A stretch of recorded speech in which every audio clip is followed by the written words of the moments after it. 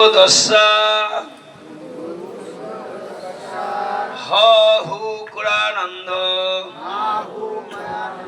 ক বিষ্ণভি আত্মতুল্য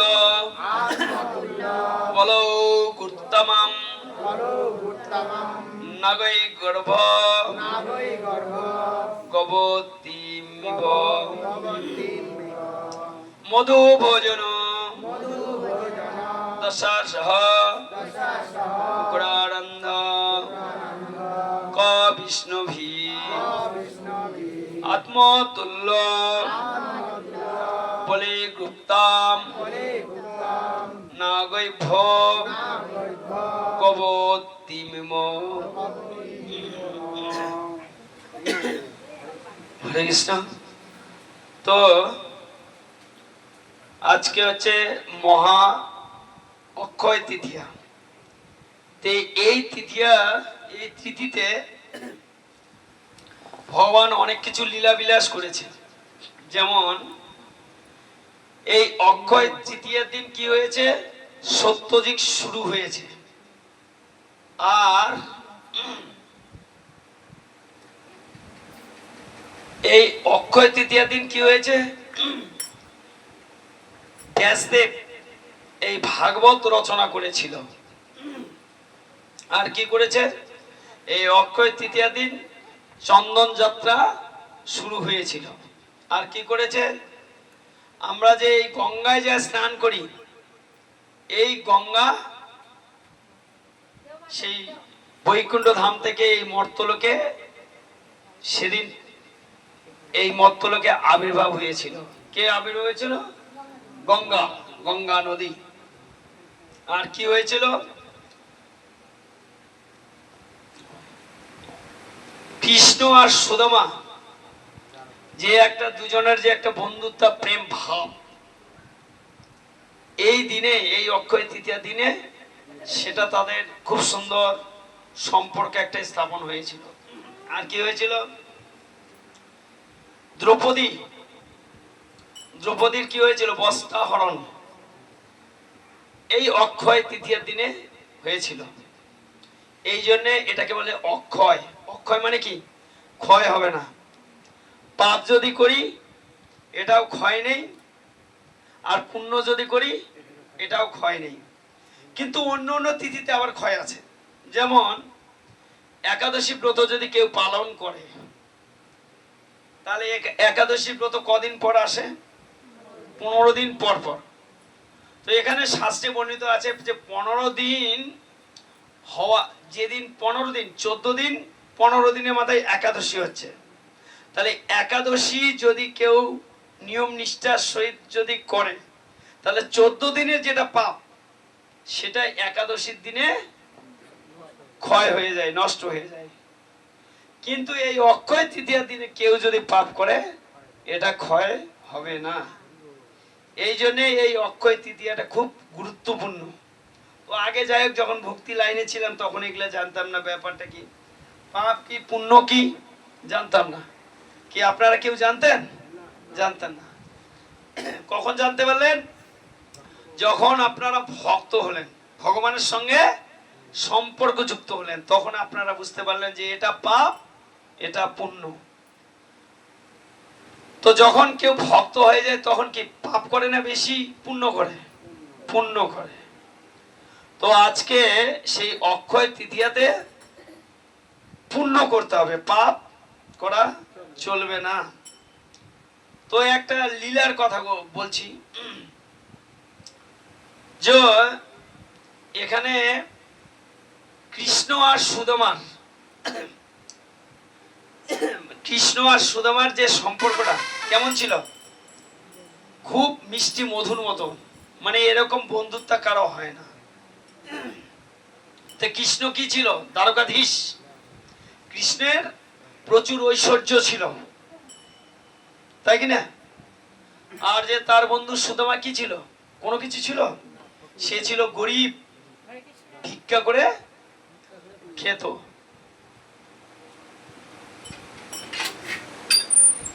তো সুদামার যে স্ত্রী সুদামাকে বলছে যে দেখো আমরা তো গরিব, তো তুমি একবার দ্বারকায় যাও না কেন? তোমার বন্ধুর কাছে, তোমার বন্ধুর তো অনেক ঐশ্বর্য ধন সম্পদ আছে, তুমি তার কাছ থেকে চেয়ে কিছু নিয়ে এসো। আর এইভাবে গরিবের জীবন কি চালানো যায়?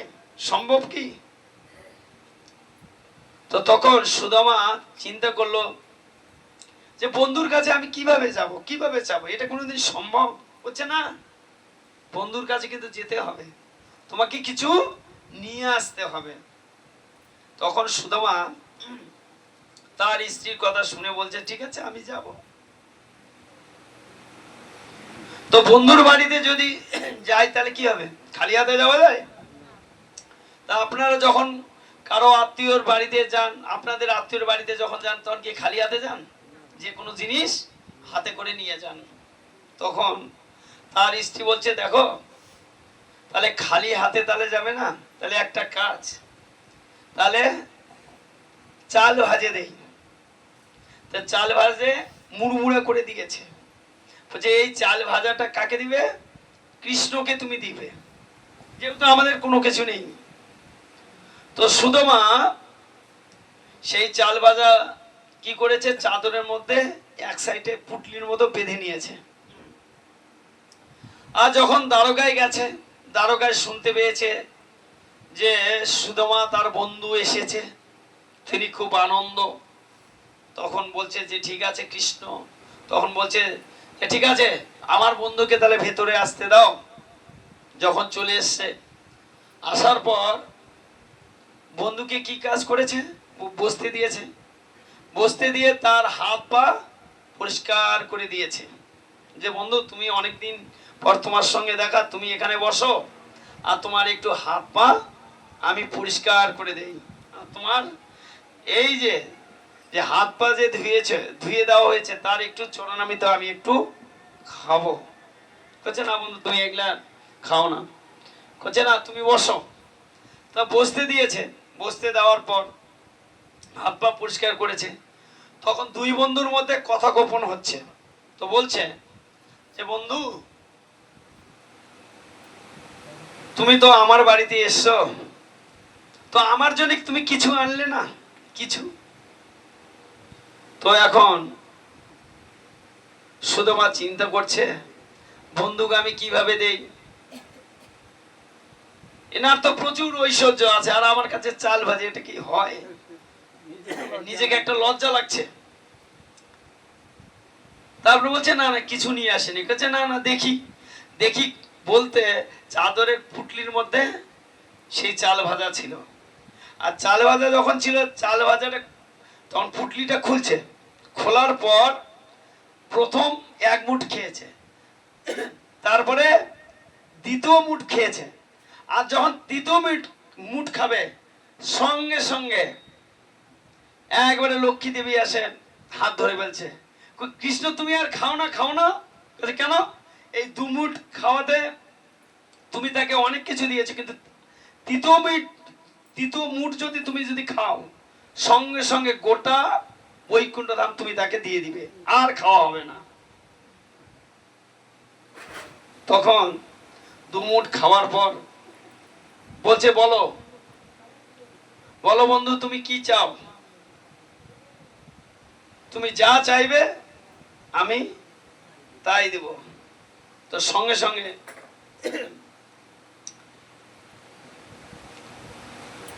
সঙ্গে সঙ্গে তার বন্ধু সুদামা বলছে যে ঠিক আছে তুমি যদি দিতেই চাও তাহলে দাও। তো বিশ্বকর্মাকে পাঠিয়ে দিয়েছে। কে পাঠিয়ে দিয়েছে? কৃষ্ণ। বলছে যাও তুমি যায় ওই গ্রামে বাড়ি তৈরি করে দাও সুদামার। আর যখন বিশ্বকর্মা চলে গেছে সুদামার বাড়িতে, যে ওর বাড়িতে রাজপ্রাসাদ তৈরি করে দিবে। তা সুদামার স্ত্রী বলছে যে ঠিক আছে আমার বাড়ি তো তৈরি করবে, তার আগে আমার গ্রামের আগে বাড়িটা তৈরি করে দাও, যত লোক আছে সবার বাড়ি, ওদের বাড়ি কমপ্লিট হওয়ার পর আমার বাড়িটা তুমি করে দিবে, তার আগে আমি কিন্তু করতে দিব না। তো তখন বিশ্বকর্মা কি কাজ করলো, ওই গ্রামে যত ছিল গরিব সবার বাড়ি সুদামার মতো রাজপ্রাসাদ তৈরি করে দিল। তারপরে কি করলো, সুদামার যে বাড়িটা সেটাও রাজপ্রাসাদ তৈরি করে দিল। এখান থেকে আমরা কি কি আমরা এখান থেকে ভালো জিনিস গ্রহণ করব? কি জিনিস? একটা ভালো জিনিস আছে এখানে, যে প্রকৃতপক্ষে সাধু যদি হতে হয় তাহলে নিজের গুণগান না ভেবে, নিজের আর্থিক অবস্থা না ভেবে অপরের সবসময় হিতকার করতে হবে। সেই জন্য ভগবান ভাগবতে বলেছে, তিতিক্ষব করুণিকা সুহৃদম সর্বভূতানাম সর্বদেহিনাম অজাশত্রু শান্ত বা সাধু সাধুভূষাণম। তিতিক্ষিপ করুণিকা, সহনশীল হতে হবে সাধুদের।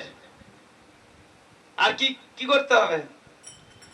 হিতকার, অপরের উপকার করতে হবে, তাহলে হবে প্রকৃতপক্ষে সাধু। তা আমরা কি এরকম সাধু হয়েছি? তাই এই সাধু কবে হব? তাহলে এই সাধু হওয়াতেই সুদামার বাড়ি কি? তার বাড়ি কি গরিবের ছিল? তো সুদামা কি কৃষ্ণের কাছে কিছু চেয়েছিল? চায়নি। তাহলে প্রেমটা কেমন দিয়েছিল বন্ধুকে? তদ্রূপ এখান থেকে আমাদের শিক্ষা নিতে হবে যে সুদামার যে আচরণটা করেছিল কৃষ্ণের সঙ্গে, সেই আচরণটা যদি আমরা গ্রহণ করি, চোখ বন্ধ করে না চাইতে, আমরা সুদামার মতো আমাদের গৃহটাও রাজপ্রাসাদ হবে। জয় জয় কৃষ্ণচন্দ্র ভগবান কি জয়, গো সীতারাম প্রেমানন্দে হরি হরি বল। এখানে একটা লীলা করে গেছে। এটা কোন দিন এই ঘটনাটা করেছিল? এই অক্ষয় তৃতীয়ার দিন। আবার আর একটা ঘটনা ঘটেছিল, এই যে চন্দন যাত্রা, ঠিক আছে? তো বৃন্দাবন থেকে মথুরায় যাচ্ছিল কৃষ্ণ আর বলরাম। তো রাস্তায় যেতে যেতে এক কুজোর সঙ্গে দেখা, আর কুজোর হাতে কি ছিল? চন্দন। আর এই চন্দন দিয়ে কি করত? কংসের কপালে দিত। তো এখন চিন্তা করছে কুজো, মথুরার দিকে যাচ্ছে, যাতে যাতে খুব সুন্দর বলরাম আর কৃষ্ণের রূপ, এটা দেখে কুজো মনে মনে চিন্তা করছে, আহারে, এই কংসের যে কপালে আমি যদি চন্দনটা দিচ্ছি, তার থেকে এই যে দুজন আছে কৃষ্ণ আর হচ্ছে বলরাম, তাদের যদি আমি যদি কপালে দিই চন্দনটা, আহা কত সুন্দর লাগবে। এটা কিন্তু কে ভাবতেছে? কুজো। কিন্তু কুজো সেটা ভাবতেছে। আর কুজো কেন? তার কিন্তু পিঠের মধ্যে কুচ ছিল আর কোমরটা বেঁকে হাঁটছিল, সেই জন্য নাম হলো কুজো। তো যখন এইভাবে মনে মনে চিন্তা করেছিল, আর কৃষ্ণ আর বলরামকে দেখে তখন বলছে, এটা চিন্তা করছে, কিন্তু এদিকে কৃষ্ণ কিন্তু বুঝতে পারছে যে কুজোর মনের কথাটা। কেন কৃষ্ণ বুঝতে পারলো? হ্যাঁ, কৃষ্ণ হচ্ছে অন্তর্যামিনী। তো ভগবান বলছে, সর্বজীব সন্নিবিষ্টম, সব জীবের হৃদয়ে আমি বাস করি। তো ভগবান কৃষ্ণ কিন্তু বুঝতে পেরেছে কুজো কি বলতেছে মনে মনে। তখন এমনি হাসি আর কির মাধ্যমে, মানে মনের মানসিকতা কৃষ্ণের এরকম ছিল না, তাকে দেখে উপহাস করা, ঠিক আছে? তো কৃষ্ণ তখন এই কুজোকে বলেছিল, হে সুন্দরী, তুমি এই যে চন্দনটা কার জন্য নিয়ে যাচ্ছ? কুজো এটা কিন্তু শুনে খুব মনের ব্যথা পেয়েছিল। তাহলে কেন বললো সুন্দরী? তার হৃদয়টা পরিষ্কার আর বাহ্যিকটা খারাপ দেখতে। কুজো কিন্তু দেখতে ভালো ছিল না, একবারে বৃষ্টি ছিল, আমাদের থেকে খারাপ ছিল। আর কুজো ঠিক আছে, কিন্তু তার হৃদয়টা কি ছিল? পবিত্র ছিল। তো সেটাই কৃষ্ণ বোঝাচ্ছিল যে হে সুন্দরী। আর কুজো ভেবেছে আমি কুজো, সেই জন্য আমাকে দেখে ব্যঙ্গ তুমি করছো। কি যারা খারাপ মানুষ তাকে যদি ভালো বলা যায় তাহলে কি মনে করবে? যে ব্যঙ্গ করছে। তো তখন কৃষ্ণ বুঝতে পেরে বলছে দেখো, তোমার মনের কথা আমি বুঝতে পেরেছি, তুমি মন খারাপ করো না। তোমার মনের ইচ্ছা কি যে আমাদের দু ভাইকে তুমি এই চন্দনটা দিবে, তাই তো? ঠিক আছে, কোনো ব্যাপার নয়, আমাদের দুই ভাইয়ের মধ্যে চন্দন তাহলে তুমি তাহলে দিয়ে দাও। বলছে ঠিক আছে, তোমাদের দুই ভাইয়ের আমি কপালে চন্দনটা দিব দিব করে দিয়ে দিয়েছে। আর তখন কৃষ্ণ কি কাজ করেছে, ওর পায়ের মধ্যে কৃষ্ণের পা দিয়ে হাত দুটো ধরে একটা ঝটকা মারছে। আর যখনই ঝটকা মারছে ওর কুজোটা ভিতরে ঢুকে গেছে, ভিতরে ঢুকে একবারে কুজো সোজা হয়ে গেছে। আর সোজা হয়ে অপূর্ব দেখতে দেখতে লাগছে, অপূর্ব দেখতে লাগছে। ঠিক আছে, তাহলে দেখতে কেমন লাগছে? অপূর্ব। তাহলে কুজোর ইচ্ছাটা কি ছিল? এই চন্দনটা কৃষ্ণ আর বলরামের কপালে দিলে খুব সুন্দর লাগবে। আর এটা বুঝতে পেরেছিল, বুঝতে পেরে তাদের কপালে দিয়ে তার শরীরটা ভালো হয়ে গেল। তাহলে আমরা যদি সবাই সেরকম যদি ভক্ত যদি হই, তাহলে আমাদেরও দেহটা ভগবান কি করবে? মাতাজি সুন্দর করবে। জয় জয় কৃষ্ণচন্দ্র ভগবান কি জয়, গো সীতারাম প্রেমানন্দে হরি হরি বল। তো এই যে আজকের দিন থেকে এই চন্দন যাত্রা শুরু হলো, কদিন চলবে? 15 দিন। তাহলে আপনারা যার যার বাড়িতে চিত্রপট আছে, ডেলি দিন চন্দন ঘষবেন আর তুলসীর পাতার মধ্যে নিবেন আর কৃষ্ণের চরণে দিবেন প্রতিদিন। তাহলে কি পাবো? প্রতিদিন এইভাবে দিলে কৃষ্ণের প্রতি প্রেম, ভালোবাসা, ভক্তি আমরা তার কাছ থেকে পাবো। তাহলে এই জন্যে এটাকে বলেছে অক্ষয় তৃতীয়া। এটা একটা লীলা করেছে।